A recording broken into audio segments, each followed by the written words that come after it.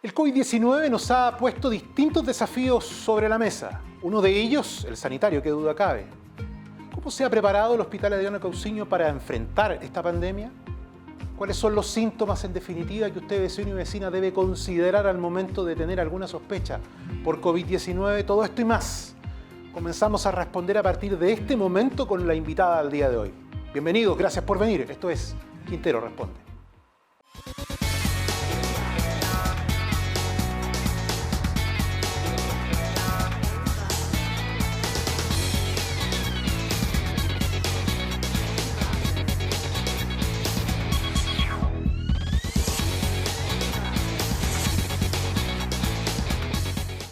Hola a todos y a todas, bienvenidos y bienvenidas a otra edición de Quintero Responde a esta hora. Gracias por estar con nosotros a través de nuestras señales, a través del Canal de la Costa, a través de nuestro fanpage, por supuesto, y de ir informándose de todo lo que va ocurriendo, ¿no? Y poder hacernos también llegar sus preguntas que esperamos responder, claro está, el día de hoy con nuestra invitada. Tenemos con nosotros a la directora del Hospital Adriano Cousiño, Daniela Sigmund. Gracias por acompañarnos, doctora. Bienvenida a Quintero Responde. Gracias, Carlos, por la invitación.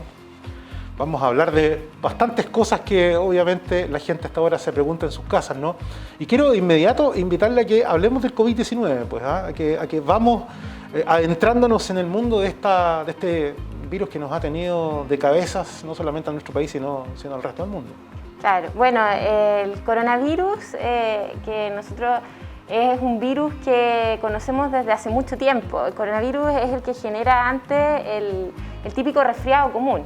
Pero este virus ha ido diferenciándose y ha ido mutando. Y en el último tiempo, en el año pasado, salió una mutación que generó que este virus afectara de una manera diferente a las personas. Y esa manera de afectarlo partió desde un simple resfriado o ser portador asintomático, hasta tener problemas respiratorios graves y que incluso podían llevar a la muerte. Entonces es un virus que ha tenido a todo el mundo más o menos complicado porque contagia estando asintomático. Entonces por eso ha permitido que se expanda de una manera tan rápida. Y al expandirse de una manera tan rápida también ha generado que los sistemas se colapsen de grandes países y grandes potencias, y eso ha generado el gran problema.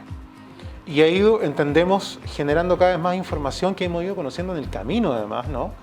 Porque en un principio no había exactitud ni precisión respecto de cuál era el foco inicial del contagio. Se hablaba de un murciélago, algunas otras imprecisiones respecto de que esto era una variación de un virus, como tú bien dices, que ya existía. Entonces, la gente, bueno, todos nos hemos ido educando respecto de esta realidad que nos ha tocado vivir el día de hoy. Claro, lo que pasa es que el virus se lo pegó un murciélago y este murciélago después lo contagió a un ser humano y así fue como se empezó a diseminar la enfermedad. Así como en otras ocasiones, por ejemplo la influenza, cuando estuvo la época de la gripe porcina, fue a través de un cerdo que se enfermó y esto lo contagió a un ser humano y con eso se empezó a diseminar la enfermedad. Generalmente estas son mutaciones, son cambios que se generan. Y que se van generando, entiendo, con el tiempo, y es probable que tengamos casos nuevos, no necesariamente parecidos al COVID que hoy día tenemos, sino incluso de otros animales que van, como hemos dicho, contagiando personas. Claro, y hay que ver cómo se van comportando las distintas situaciones, los distintos virus y las distintas infecciones que hay. Doctora, antes de continuar quiero invitarle a la pausa y a ustedes también que nos están sintonizando a esta hora, y luego vamos a ir ya de lleno, ¿no?, a ver qué es lo que la gente en la calle nos ha querido consultar en esta oportunidad. Quiero dejarles con un consejo, con un mensaje interesante, porque si usted tiene COVID-19 pero no tiene lugar en donde poder cumplir la cuarentena obligatoria, yo quiero que pongan mucha atención y, por supuesto, potencialmente todos y cada uno de nosotros en algún momento determinado tal vez necesitemos de este consejo. Pongan mucha atención, ya regresamos.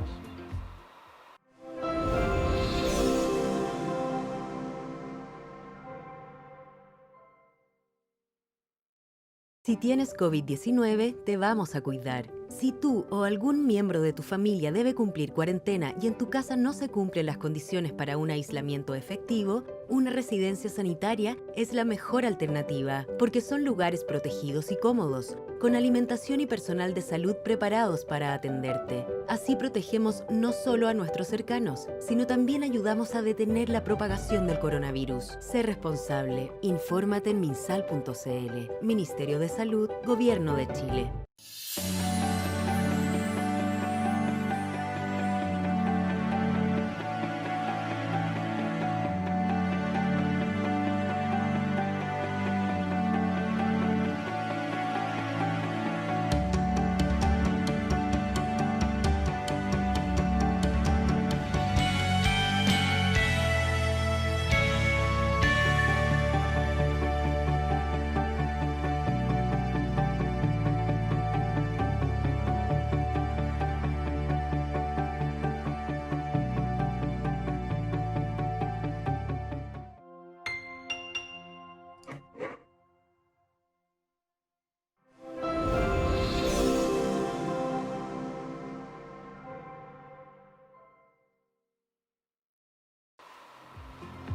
Estamos de regreso hasta ahora en el Quintero Responde. Daniela, quiero invitarle de inmediato. ¿Qué le parece a que escuchemos las preguntas que la gente nos ha querido hacer el día de hoy? Por favor, pongamos mucha atención.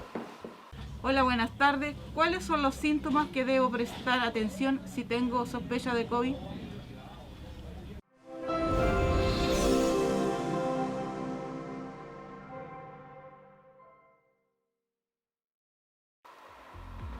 Doctora, respecto a esta primera pregunta, ¿qué le podemos decir a esta vecina? Bueno, hay síntomas que nos orientan a pensar de que una persona puede haberse contagiado de COVID-19. Y estos son, por ejemplo, el tener fiebre, dolor de cabeza, dolor de garganta que le duela cuando traga o cuando come, tener dolor muscular, sentirse como con dolor como cuando uno hace mucho ejercicio, un dolor en las extremidades. Otros síntomas son, por ejemplo, pérdida del olfato, pérdida del gusto, tos, dificultad respiratoria. Y hay otros síntomas que no son tan respiratorios, pero que igual están asociados, que son, por ejemplo, diarrea. Hay múltiples síntomas, generalmente uno piensa que es un caso sospechoso cuando tiene dos de estos síntomas. Y hay síntomas en que lo que uno tiene que poner cuando te diagnostican COVID, donde uno tiene que poner mayor atención, que son, por ejemplo, cuando empieza con dificultad respiratoria, se cansa al hablar, se cansa al caminar, se le ponen los labios morados o las manos moradas, sin que haga frío, por supuesto, o sea, en una situación de temperatura normal, que tenga una fiebre alta que no baje con nada, que no responda a los medicamentos para bajar la temperatura. Otro síntoma importante es que tenga como confusión en los adultos mayores que normalmente están como conversando normal y que no tienen problema y que se pierdan. Eso es un síntoma de alarma que debería hacer consultar en el servicio de urgencia. No tener todos los otros síntomas significa que uno tenga que consultar al servicio de urgencia. Ahí se puede llamar por teléfono, nosotros podemos hacer una visita domiciliaria y tomar los exámenes. Pero esos síntomas que les relaté al principio, o sea, ahora final, que son dificultad para respirar, cianosis o coloración azulada en los labios, en las manos y confusión, tienen que hacer lo que consulten el servicio de urgencia. Hablábamos al principio, doctora, respecto de cómo esto ha ido mutando. ¿Se han ido incorporando otros síntomas en el desarrollo, digamos, de este virus en el último tiempo? Lo que pasa es que inicialmente no se conocía bien cuántos eran todos los síntomas asociados. Okay. Entonces, inicialmente uno pensaba tiene que tener fiebre, pero posteriormente, cuando aumentaron la cantidad de síntomas, se dieron cuenta de que la fiebre no necesariamente tenía que estar obligatoriamente para que sea un paciente con COVID-19. Entonces, ahí se dieron cuenta que la tos, el dolor de garganta, el dolor de cabeza eran los síntomas más comunes. Sin embargo, ninguno es excluyente, o sea, ninguno está en el 100% de los casos. Claramente. Queremos de inmediato invitarle, doctora, que pongamos mucha atención en la segunda pregunta que tenemos para el día de hoy. Hola, buenas tardes. Mi pregunta es la siguiente. ¿Qué tipo de atención presta el hospital a las personas que están contagiadas?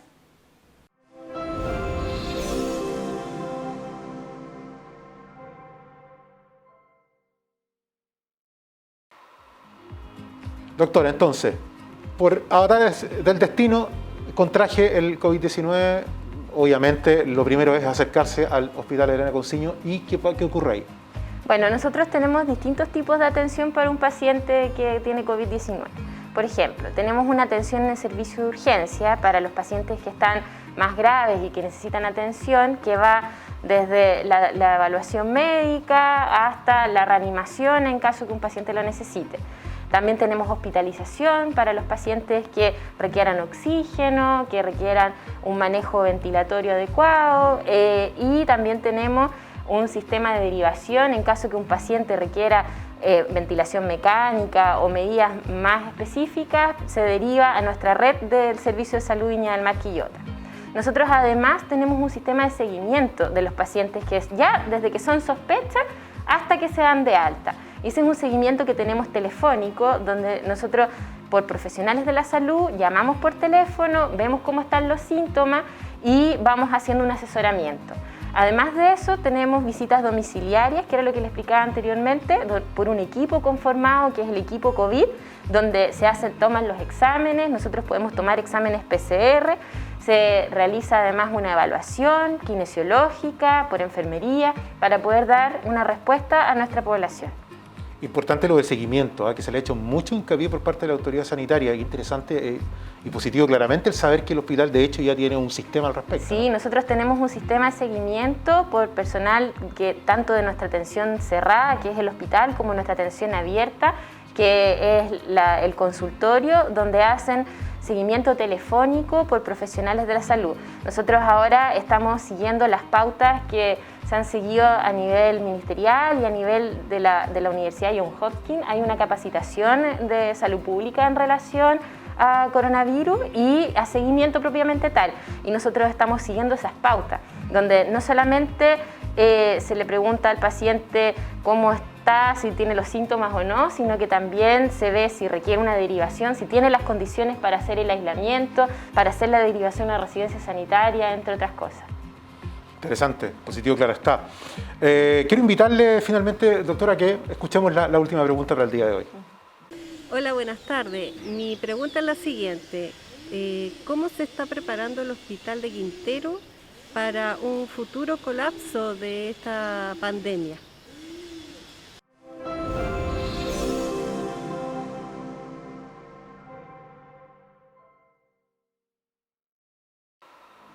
Doctora, se ha hablado mucho de este tema, ¿no? Los medios de comunicación particularmente han hecho saber que no solamente en nuestro país, sino en otros países, Italia, España, ¿no? Estados Unidos claramente, han habido momentos donde se habla de una saturación y un colapso, ¿no? ¿Cuál es la realidad nuestra en este sentido? La realidad nuestra es que por el momento nosotros nos hemos estado preparando desde marzo, desde que comenzó todo esto, y implementamos todo un plan de separación de la urgencia, por ejemplo, para que las personas que consultan por problemas respiratorios estén separados de los no respiratorios. Diseñamos protocolos para atención de pacientes COVID, tenemos un plan escalonado en caso de que, por ejemplo, hay un aumento de las consultas en el servicio de urgencia, habilitar otras áreas del hospital para dar respuesta. También distribuimos las camas que teníamos en la parte de hospitalizado para poder tener mayor espacio, para poder dar una mejor atención de salud y poder habilitar lo que era nuestro consultorio adosado para poner nuevas camas.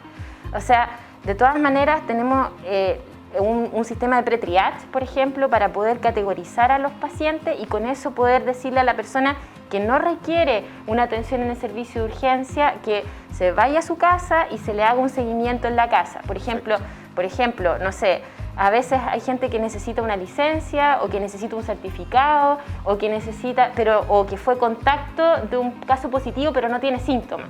Entonces la idea es que esas personas no ingresen a servicio de urgencia para no colapsar el sistema, pero sí reciban una respuesta a su necesidad. Entonces este sistema de pre-triage permite diferenciar quienes tienen que ingresar a la atención de urgencia y quienes se pueden hacer un seguimiento telefónico o gestionarle los documentos que necesitan por otra vía. La idea es siempre como canalizar y hacer que el servicio de urgencia atienda las urgencias vitales y tratar de gestionar para que las otras respuestas de la necesidad de las personas se puedan dar una solución. Así que la idea es ir diseñando, o sea, que hemos tenido y tenemos un plan escalonado según las necesidades. Yo creo que eso lo aprendimos a medida, o sea, la experiencia también. Nosotros como hospital tuvimos la experiencia de haber sufrido una contingencia ambiental. En la contingencia ambiental vimos una afluencia de una gran cantidad de gente en poco tiempo.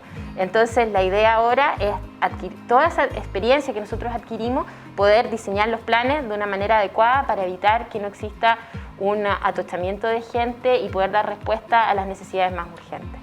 Había, doctora, claramente, no sé si usted comparte mi visión, ¿no?, de un temor respecto del aumento de estas enfermedades propias del invierno, ¿no?, y que en algún momento se podía mezclar con la demanda propia del COVID-19, y en ese escenario claramente teníamos una visión bastante caótica. No obstante, al parecer no ha sido así, finalmente. Gracias a que la gente en cierta forma ha racionalizado el uso de servicios de urgencia y ha consultado principalmente por sus problemas más importantes y ha buscado otro tipo de soluciones a sus problemas, por ejemplo, las llamadas telefónicas. Nosotros tenemos un sistema en que la gente puede llamar por teléfono y se le hace una atención por médico, pero sin que tenga que ir al hospital. Muy bien. Entonces, con eso ha disminuido la cantidad de consultas en urgencia que son de menor riesgo. ¿Ya? Las personas que tienen mayor riesgo siempre van a seguir consultando, claro, pero al disminuir las consultas de menor riesgo, disminuye la exposición y el riesgo de enfermar, y disminuye también el riesgo de tener algún tipo de colapso. Ahora, claramente ustedes han hecho un trabajo muy, muy importante desde el punto de vista de la información, la educación y la comunicación. Pareciera ser una de las estrategias importantes que hay que seguir sosteniendo, ¿no?, respecto a este y otros temas más que por lo demás hemos tocado el día de hoy, pero el uso de mascarillas, ¿no?, la distancia social, da la sensación de que hay que insistir permanentemente en aquello. Sí, o sea, no hay que bajar la guardia. Es como, o sea, no es como una carrera corta. ¿Ya? Lo del COVID no es como cuando uno corre los 100 metros planos, le da full con todo y después se acaba. Aquí esto es una maratón, ¿ya? Hay que tener resistencia, pero dentro de la resistencia no hay que bajar los brazos, porque resulta que es importante todas las medidas de prevención y para evitar contagiarte. Lo que yo he comentado muchas veces es que el COVID es como caras vemos, COVID positivos no sabemos. No sabemos, claro. Porque resulta que el COVID, los 2 días antes de que uno presente los síntomas, ya puede contagiar. Entonces, puede ser que hoy día esté conversando contigo, espero que no, pero mañana puede ser que uno de los dos esté enfermo y vamos a haber sido contacto. Entonces, si no hubiéramos usado nuestras mascarillas, si no hubiéramos tenido la distancia social, yo tendría que ir y hacer una cuarentena, o tú una cuarentena preventiva. Así es. Y la cuarentena preventiva tiene un sentido también. Esa es una de las mejores formas de poder evitar la propagación del virus, porque nosotros cuando contraemos el virus tenemos el riesgo de enfermar a más personas, a las personas que son nuestros contactos estrechos. Entonces, la cuarentena evita que esa persona siga desparramando la enfermedad y así se tenga una cierta contención. Así que por eso es súper importante el usar la mascarilla y usarla bien. O sea, la mascarilla tiene que cubrir la nariz, tiene que cubrir la boca, nos sirve la mascarilla acá en el cuello, hay gente que le molesta cuando habla y se la baja, entonces eso no tiene ningún sentido. No tiene sentido. Lo otro es mantener la distancia, a veces cuesta porque somos personas sociales, nosotros somos seres humanos sociales, entonces cuesta no abrazar, cuesta el no saludar con la mano, cuesta, pero hay que hacerlo porque es una de las formas en que nos tenemos que proteger. Lavarse las manos después de que uno va a comprar alguna parte y todo, es súper importante lavarse las manos porque si tú usas guantes y después los guantes te tocas la cara, al final te estás llevando igual el bicho a la cara. Entonces por eso es súper importante que cuando tú tocas cosas que tú no conoces y todo, lavarse las manos antes de comer, lavarse las manos antes de tocar a los niños, y lo más importante es cuidar a los adultos mayores porque es el grupo que tiene mayor riesgo. Entonces, como es el grupo que tiene mayor riesgo, es súper importante evitar de que ellos se expongan. Y dentro de eso es como ofrecerle la ayuda, preguntarle, ¿cómo te puedo ayudar? ¿Tienes cómo comprar tus cosas? ¿Tienes cómo hacer tus trámites? Sin tener un contacto a menos de 1 metro, pero sí poder ofrecerle la ayuda para que el adulto mayor no se exponga. Doctora, queremos agradecerle de todo corazón el que se haya dado el tiempo para venir. Sabemos que hoy día la demanda ha sido enorme y a través de usted también queremos llevar un mensaje de gratitud, ¿no? Habíamos perdido como sociedad esta capacidad de agradecer, pero Entendemos que la contingencia hoy día nos invita a tratar de darnos este instante para poder dar las gracias por todo el enorme esfuerzo que han realizado ustedes como hospital y también los médicos de nuestro país, que han sido de verdad un ejemplo, ¿no? Hemos visto casos de enfermeros, enfermeras, doctores con turno exhaustivo, extenuante y todo el personal administrativo también que está detrás de eso. Así que de todo corazón, a nombre de cada uno de nosotros, de los vecinos y vecinas de Quintero, muchas gracias por este enorme trabajo que han realizado. Muchas gracias por la invitación. Nosotros como hospital siempre estamos dispuestos a poder ayudar y aportar en lo que se necesite. Nosotros tenemos toda la disponibilidad de poder entregarles toda la información que necesiten en relación a cómo prevenir, a cómo cuidarse. Y es súper bueno lo que tú dices, Carlos, de poder destacar cómo está trabajando el personal de salud, porque detrás de una atención de salud hay muchas cosas. Todos los funcionarios que se desempeñan en nuestro hospital tienen su familia, tienen su propia vida y están entregando su trabajo por nuestra comunidad. Entonces es una gran oportunidad de poder felicitarlos y de agradecerles el compromiso, porque a veces se cuestiona la parte de como la vocación, pero qué mejor ejemplo que en una pandemia donde tú mismo te estás arriesgando, el ver que nuestros funcionarios han puesto el hombro y han trabajado y han tratado de dar lo mejor de sí. Muchas gracias una vez más. Nos ha acompañado la directora del hospital, Ariana Cousiño, en esta oportunidad. Muchas gracias a ustedes por habernos sintonizado. Y ya lo saben, a seguir manteniendo, cuidándose y respetando y haciendo caso, por supuesto, a todas las medidas que la autoridad sanitaria ya nos ha entregado hasta el día de hoy. Nos vamos a volver a encontrar la próxima semana. Usted ya lo sabe, esto es Quintero Responde. Muchas gracias. Hasta pronto.